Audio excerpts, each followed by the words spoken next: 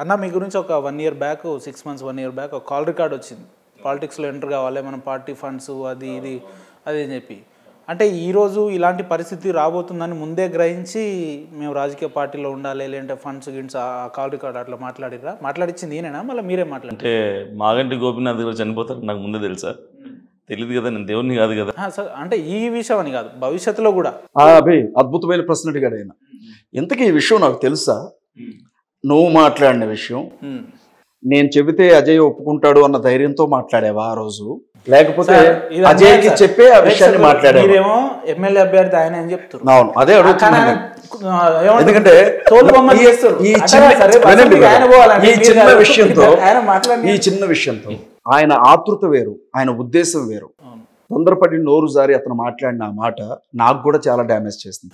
అది వ్యక్తిగతంగా అభి ముందు నేను చెప్పాను, అభి దానికి క్షమాపణ చెప్పాడు. అభి నేను తప్పు మాట్లాడాను, నన్ను క్షమించండి అని చెప్పి ఓపెన్గా అందరికీ క్షమాపణ చెప్పాడు. నేను మీ దగ్గర మాట్లాడిన దానికి హిందువులందరికీ నేను క్షమాపణ చెప్పాను, నన్ను క్షమించండి.